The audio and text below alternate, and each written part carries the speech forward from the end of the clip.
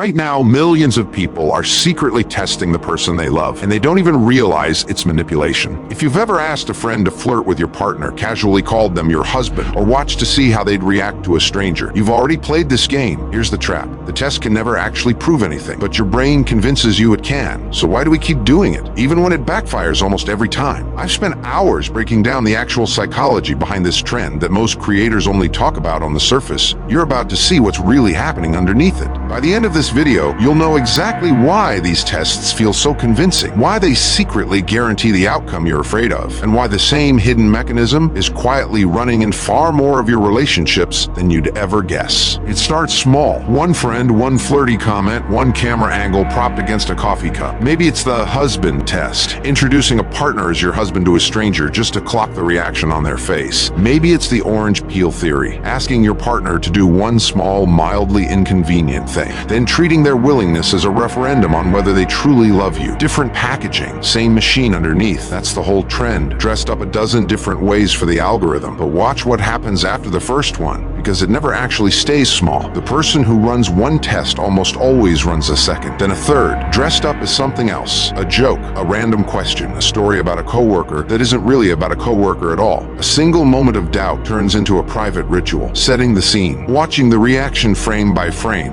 replaying the footage in their head hours later, still not satisfied, already planning the next version. One tiny domino, and the whole structure of a relationship starts tipping towards something that looks a lot like an interrogation with better lighting and a trending sound playing underneath it. What if the test can't actually fail or pass? In 1978, two social psychologists named Mark Snyder and William Swan ran a study that quietly explains why. They had people interview strangers after being told at random that the stranger was either warm or hostile, a label with zero connection to reality. The interviewers didn't just perceive what they expected to find. They asked questions that pulled it out of the other person. People primed to expect hostility asked sharper, more clipped, more defensive questions. And the strangers, sensing that tone aimed at them, responded defensively right back. The label came true, not because it was accurate, but because the interviewer's own behavior manufactured the exact evidence they were hunting for. Psychologists call this behavioral confirmation, a self-fulfilling prophecy built entirely out of expectation, with no actual truth required. Now put your partner in that hot seat. The moment you set up a loyalty test, you've already decided what you expect to find. You are not neutral. Your face is tighter. Your voice is scanning for cracks. Your questions are engineered, even subconsciously, to catch something. Notice how the test never uses your partner's normal, everyday tone. It uses a tone reserved for suspects. And your partner feels that shift immediately, even if they couldn't name it if you ask them directly. So they get quiet, a little guarded, a little cold, because being secretly evaluated by the one person who's supposed to be your safest place feels awful,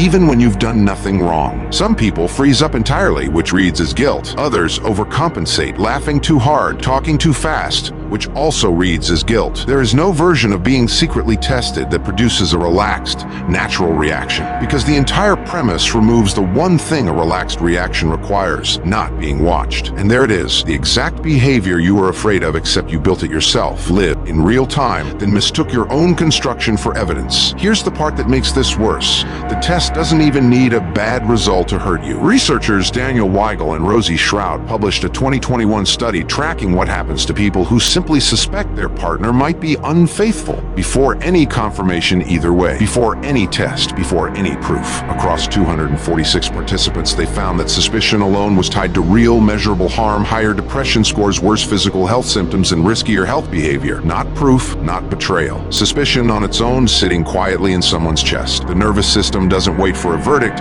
it reacts to the question itself, which means the second you feel the pull to test someone, your body is already paying a bill that has nothing to do with whether they're actually loyal. So the test was never really about your partner. It was about making an unbearable internal feeling go away for 30 seconds. And that's exactly why it never works long term, because it's aimed at the wrong problem entirely. Deep, that unbearable feeling has a name, and it usually starts long before the relationship does. Serious? There's a well-replicated line of research on attachment anxiety, a chronic, low-grade fear of abandonment some people carry into every relationship. Planted early and rarely examined, studies replicated across different cultures have found something almost paradoxical. The more anxiously attached someone is, the higher they perceive the risk of their partner cheating. And that perceived risk, not any actual evidence, is what drives them into intense intense mate retention behavior, watching, checking, testing, controlling, not because their partner is genuinely more likely to stray, because their internal alarm system is miscalibrated to fire constantly, regardless of the real threat level in the room. And once that alarm starts firing, it doesn't stay confined to elaborate loyalty tests with a hidden friend and a hidden camera. A separate study of 321 people in active relationships found that this same attachment anxiety, combined with jealousy, was one of the strongest predictors of something even more common and far less theatrical: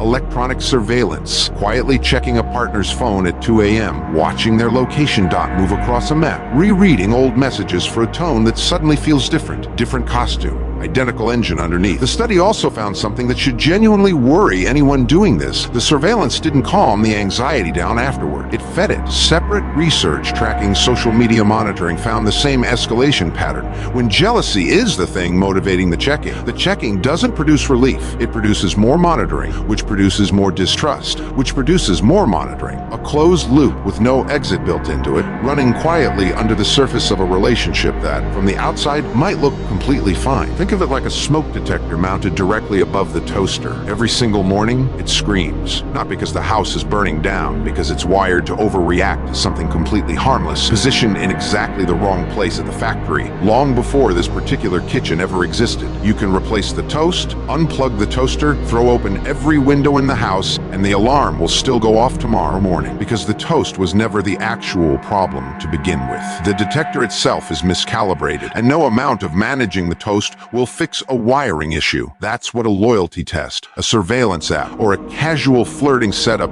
is quietly trying to fix from the outside. An internal alarm that was never calibrated to the real level of danger standing in front of it. And no external test can recalibrate an internal system. And here's the second problem hiding underneath the first. Even when the test technically passes, it still doesn't fix anything. Polygraph doesn't detect lies. It detects stress, a racing heart, sweaty palms, a shaking voice, and it simply assumes stress means guilt. But plenty of innocent people fail polygraphs because being accused of something is terrifying on its own, and terror produces the same physical signature as deception. Plenty of practiced liars pass them by staying eerily calm because calm is trainable and truth apparently isn't required for it. Courts in most places won't even accept polygraph results as reliable evidence for exactly this reason. The machine measures nervous system arousal, not honesty. A loyalty test runs on the exact same broken logic, minus the wires. If your partner reacts warmly to the setup, all you've actually confirmed is that they handled one fake scenario well on one specific day, under artificial conditions designed by someone who already suspected them. You haven't measured love. You haven't measured loyalty. You've measured a single performance that tells you nothing reliable about tomorrow, next month, or the version of them that exists when no camera is running and no friend has been quietly briefed beforehand. So the stakes here aren't hypothetical. Every test you run, pass or fail, quietly teaches your partner one lesson underneath the surface. They are being watched, evaluated, and doubted by the one person who is supposed to be their safest place on Earth. Trust doesn't survive that atmosphere, even when nothing technically goes wrong. Picture the aftermath. Most people never film for the camera. The partner finds out, weeks or months later, that the whole interaction was staged, that the coworker was a plant, that the flirty friend was in on it the entire time. What they remember